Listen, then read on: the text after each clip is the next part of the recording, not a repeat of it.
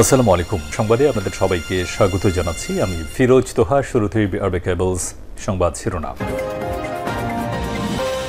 জানিয়ে দেব এই মুহূর্তে হাতে পাওয়া সর্বশেষ গুরুত্বপূর্ণ আপডেট বাংলা সংবাদ। শুরুতেই জানাবো, অন্তর্বর্তী সরকারকে অচল ও অগণতান্ত্রিক হিসেবে চিহ্নিত করার চক্রান্ত চলছে বলে মন্তব্য করেছেন বিএনপির চেয়ারপারসনের উপদেষ্টা জয়নুল আবেদিন ফারুক। সোমবার সকালে জাতীয় প্রেস ক্লাবের সামনে এক বিক্ষোভ সমাবেশে বিএনপির নেতা এসব কথা বলেন। তিনি বলেন, রাষ্ট্রের গুরুত্বপূর্ণ বিভিন্ন পর্যায়ে বসে এখনও ষড়যন্ত্র করছে আওয়ামী লীগের দোসররা। সাবেক প্রধানমন্ত্রী শেখ হাসিনাকে দেশে এনে বিচারের দাবিও জানিয়েছেন তিনি। এবারে জানাবো, পালানোর সময় এস আলমের ঘনিষ্ঠ সহযোগী আটক। দুবাই পালানোর সময় এস আলমের ঘনিষ্ঠ সহযোগী আনসারুল আলম চৌধুরীকে আটক করা হয়েছে। তার বিরুদ্ধে ১,৪০০ কোটি টাকার ঋণ খেলাপির অভিযোগ রয়েছে। জানাবো, পদত্যাগ করলেন স্পিকার শিরীন শারমিন চৌধুরী। শেখ হাসিনা সরকারের পতনে ২৭ দিনের মাথায় পদত্যাগ করলেন জাতীয় সংসদের স্পিকার শিরীন শারমিন চৌধুরী। সোমবার রাষ্ট্রপতি মোহাম্মদ শাহাবুদ্দিনের কাছে তিনি পদত্যাগপত্র জমা দিয়েছেন বলে বঙ্গভবন সূত্র নিশ্চিত করেছে। এদিকে বাংলাদেশের সঙ্গে সম্পর্ক বাড়াতে পাকিস্তানের নতুন উদ্যোগ। বাংলাদেশের সঙ্গে পুনরায় সম্পর্ক জোরদারের জন্য একটি কৌশলগত নথি বা স্ট্র্যাটেজিক পেপার তৈরি করেছে পাকিস্তান। দেশটির সংবাদ মাধ্যম ট্রিবিউন এক্সপ্রেসের এক প্রতিবেদন থেকে এ তথ্য জানা যায়। প্রতিবেদনে বলা হয়েছে, ঢাকায় দায়িত্ব পালন করা রাষ্ট্রদূতসহ একাধিক কূটনৈতিক এই স্ট্র্যাটেজি পেপার তৈরি করেছে। সেখানে বাংলাদেশের রাজনৈতিক পট পরিবর্তনের পর বাংলাদেশের সঙ্গে সম্পর্ক জোরদারের একটি রোডম্যাপ তৈরি করেছেন কূটনৈতিকরা। এবারে থাকছে এস আলমের গাড়িতে ওঠা নিয়ে যা বললেন বিএনপি নেতা সালাউদ্দিন। আলোচিত এস আলমের গাড়িতে উঠে সংবর্ধনা নেওয়ায় সমালোচনার মুখে পড়েন বিএনপির স্থায়ী কমিটির সদস্য ও সাবেক যোগাযোগ প্রতিমন্ত্রী সালাউদ্দিন আহমেদ। তবে তিনি এ বিষয়ে জানান, গাড়িটি কার এবং কোথাকার তা তিনি জানতেন না। এ বিষয়ে জেলা বিএনপি নেতাকর্মীরা জানতেন। সোমবার রাজধানীর গুলশানের নিজ বাসভবনে সাংবাদিকদের তিনি এসব কথা বলেন। এবং সর্বশেষ জানাবো আন্তর্জাতিক সংবাদ। নরেন্দ্র মোদীর পদত্যাগের দাবিতে উত্তাল মহারাষ্ট্র। সামনেই মহারাষ্ট্রের নির্বাচন। তার আগে মাত্র কয়েক মাস আগে সিন্ধুদুর্গে নবনির্মিত শিবাজির মূর্তি ভেঙে পড়ার ঘটনায় ফুঁসে উঠেছে রাজ্যের বিরোধী দলীয় জোট। যদিও এ ঘটনায় ক্ষমা চেয়েছেন খোদ প্রধানমন্ত্রী নরেন্দ্র মোদী, কিন্তু তাতেও কমেনি অশান্তির আঁচ। রাজ্য জুড়ে চলছে প্রতিবাদ, উঠেছে মোদী সরকারের পদত্যাগের দাবি। খবর ইন্ডিয়ান এক্সপ্রেসের। এতক্ষণ শিরোনাম শুনছিলেন, এবার বিস্তারিত। প্রিয় দর্শক, আপনি যদি এই চ্যানেলে নতুন হয়ে থাকেন, ভিডিওটি দেখতে দেখতে চ্যানেলটি সাবস্ক্রাইব করে আমাদের সঙ্গে থাকুন।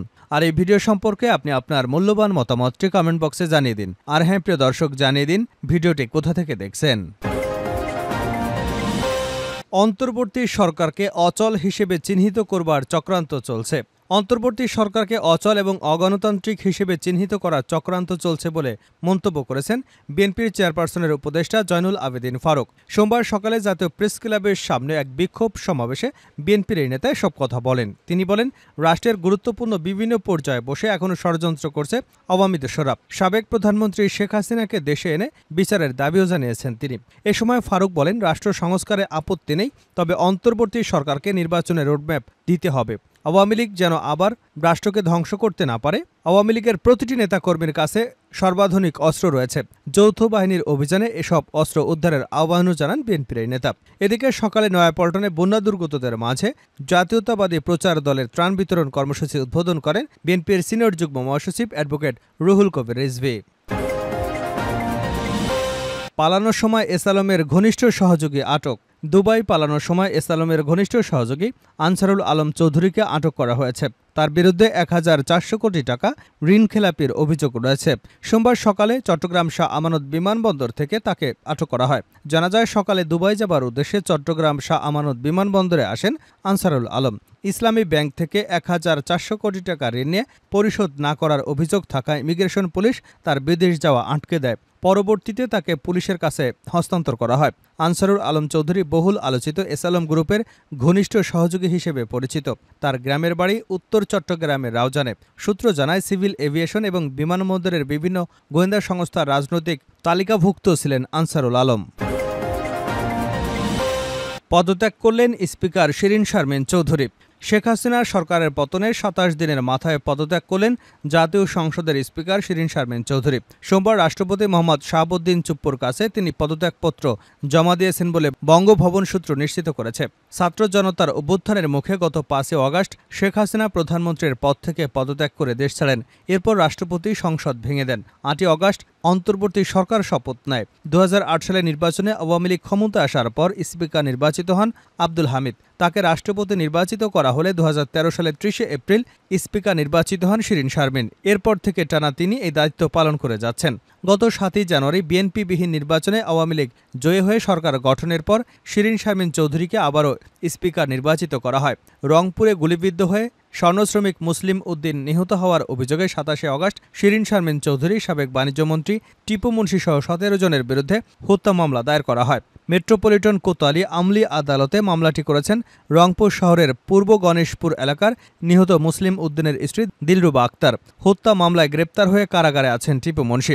শিরীন শারমিন চৌধুরী রংপুর ৬ আসন থেকে নির্বাচিত হয়ে সংসদ সদস্য হয়েছিলেন। বাংলাদেশের সঙ্গে সম্পর্ক বাড়াতে পাকিস্তানের নতুন উদ্যোগ। বাংলাদেশের সঙ্গে পুনরায় সম্পর্ক জোরদারের জন্য একটি কৌশলগত নথি বা স্ট্র্যাটেজিক পেপার তৈরি করেছে পাকিস্তান। দেশটির সংবাদ মাধ্যম ট্রিবিউন এক্সপ্রেসের এক প্রতিবেদন থেকে এ তথ্য জানা গেছে। প্রতিবেদনে বলা হয়েছে, ঢাকায় দায়িত্ব পালন করা রাষ্ট্রদূতসহ একাধিক কূটনৈতিক এই স্ট্র্যাটেজিক পেপার তৈরি করেছে, যেখানে বাংলাদেশের রাজনৈতিক পট পরিবর্তনের পর বাংলাদেশের সঙ্গে সম্পর্ক জোরদারের একটি রোডম্যাপ তৈরি করেছেন কূটনৈতিকরা। কর্মকর্তারা জানিয়েছেন, বাংলাদেশের দায়িত্ব পালন করা সাবেক হাই কমিশনারদের আমন্ত্রণ জানিয়েছিলেন দেশটির প্রধানমন্ত্রী শেহবাজ শরীফ। এক সূত্র জানিয়েছে, বাংলাদেশের সঙ্গে কিভাবে আবার সম্পর্ক পুনঃস্থাপন করা যায় সে বিষয়ে জানতে চেয়েছেন তারা। শেখ হাসিনার পতনের পর বাংলাদেশের সঙ্গে নতুন করে সম্পর্ক স্থাপনের কথা ভাবছে পাকিস্তান। শেখ হাসিনার শাসনামলে পাকিস্তান ও বাংলাদেশ সম্পর্ক খুব একটা উষ্ণ ছিল না। পাকিস্তানের দাবি, তারা চেষ্টা করলেও হাসিনার সরকার সম্পর্ক জোরদারে আগ্রহী ছিলেন না। এখন সম্পর্ক কিভাবে জোরদার করা যায় সে বিষয়ে একটি কৌশলগত নথি শেহবাজ শরীফের কাছে দেওয়া হয়েছে। সেখানে পাকিস্তান সরকারের ধীরে ধীরে সম্পর্ক উন্নয়নের কথা বলা হয়েছে। কোনো রাজনৈতিক পক্ষ না নিয়ে বাংলাদেশের সাধারণ জনগণের সঙ্গে গভীর সম্পর্ক করার ব্যাপারে গুরুত্ব দেওয়া হয়েছে। এছাড়া বাংলাদেশের কোনো অভ্যন্তরীণ ইস্যুতে হস্তক্ষেপ না করার পরামর্শ দেওয়া হয়েছে। পাকিস্তানের অবসরপ্রাপ্ত এক কূটনৈতিক বলেন, হাসিনাকে প্যাট্রোনাইজ করার মূল্য দিতে হয়েছে ভারতকে। বাংলাদেশের জনগণ ক্ষুব্ধ হওয়ার অন্যতম কারণ ছিল হাসিনাকে তারা ভারতের পুতুল মনে করত। বাঙালিরা স্বাধীন চেতা, তারা এমন আচরণ কখনো গ্রহণ করবে না। স্ট্র্যাটেজি পেপারে আরও বলা হয়েছে, পাকিস্তানে বাংলা বলতে পারেন এমন কূটনৈতিক রয়েছে, তাদের ঢাকায় হাই কমিশনার হিসেবে পাঠানো যেতে পারে। তাদের অনেকেই অবসরে গেছেন, তারপরও তাদের নিয়োগ দেওয়া সম্ভব। ওই কূটনৈতিক বলেন, আমাদের ঢাকাকে গুরুত্ব দেওয়া উচিত, সেখানে যোগ্য কূটনৈতিক পাঠানো দরকার। শেষ করছে আন্তর্জাতিক সংবাদ দিয়ে। মোদির পদত্যাগের দাবিতে উত্তাল মহারাষ্ট্র। সামনেই মহারাষ্ট্রে নির্বাচন, তার আগে মাত্র কয়েক মাস আগে সিন্ধুদুর্গে নবনির্মিত শিবাজি মূর্তির ভেঙে পড়ার ঘটনায় ফুঁসে উঠেছে রাজ্যের বিরোধী জোট। যদিও এই ঘটনায় ক্ষমা চেয়েছেন খোদ প্রধানমন্ত্রী নরেন্দ্র মোদী, কিন্তু তাতেও কমেনি অশান্তির আঁচ। রাজ্য জুড়ে চলছে প্রতিবাদ, উঠেছে মোদী সরকারের পদত্যাগের দাবি। খবর ইন্ডিয়ান এক্সপ্রেস বাংলার। ছত্রপতি শিবাজির মূর্তি ভেঙে পড়ার প্রতিবাদে মোদীকে হুঙ্কার ছুড়লেন উদ্বুদ্ধ ঠকরে। সিন্ধুদুর্গে শিবাজির মূর্তির পতনকে মোদী সরকারের পতন হিসেবে দেখছে বিরোধীরা।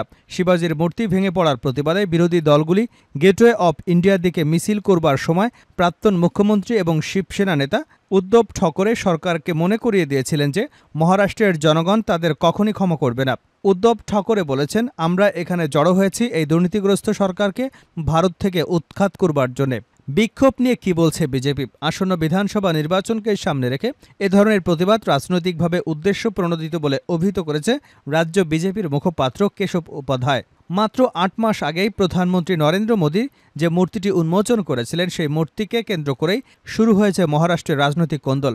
শুক্রবার প্রধানমন্ত্রী মোদী নিজে শিবাজি মূর্তি ভেঙে পড়ার ঘটনায় ক্ষমা চাওয়ার পর কংগ্রেসে বলেছে, প্রধানমন্ত্রী যেহেতু ভুল স্বীকার করেছেন, তাই মহারাষ্ট্র সরকারের পদত্যাগ করবার সময় এসেছে। মহারাষ্ট্রের সিন্ধুদুর্গে ছত্রপতি শিবাজি মহারাজের মূর্তি পতনের ঘটনায় রাজনৈতিক উত্তাপ তুঙ্গে গেছে। বিরোধীরা ক্রমাগত মোদী এবং বিজেপিকে কোণঠাসা করছে। এই প্রেক্ষাপটে শিবসেনা সাংসদ সঞ্জয় রাউত মুম্বাই মিডিয়ার সাথে কথা বলার সময় মোদী সরকারকে নিশানা করেছেন। তিনি দাবি করেছেন, মহারাষ্ট্রের উপমুখ্যমন্ত্রী দেবেন্দ্র ফডণবীস সবকিছুর মাস্টারমাইন্ড। গোটা দেশ এবং প্রধানমন্ত্রী নরেন্দ্র মোদী এটা জানে, তাই তাকে ক্ষমা চাইতে হয়েছে। কিন্তু প্রশ্ন হলো, শুধু ক্ষমা চাওয়ার মাধ্যমেই কি বিষয়টি সমাধান হবে? এই প্রশ্ন তুলেছেন অনেকেই। সঞ্জয় রাউত আরও বলেন, মাত্র 7 মাসের মধ্যে ছত্রপতি শিবাজী মহারাজের মূর্তি ভেঙে পড়ল। তাই আমাদেরকে চুপ থাকা উচিত। আমরা আজ শিবাজী মহারাজের সম্মানের প্রতিবাদ করতে যাচ্ছি। রাউত বলেন, দেবেন্দ্র ফডণবীশ মহারাষ্ট্রের খলনায়ক। ছত্রপতি শিবাজী মহারাজের মূর্তি ভেঙে পড়ার ঘটনায় এমবির প্রতিবাদের প্রতিক্রিয়ায় মহারাষ্ট্রের উপমুখ্যমন্ত্রী দেবেন্দ্র ফডণবীশ বলেছেন যে আজ যে আন্দোলন হচ্ছে তা সম্পূর্ণ রাজনৈতিক আন্দোলন এবং তা কখনো ছত্রপতি শিবাজী মহারাজাকে সম্মান করেননি।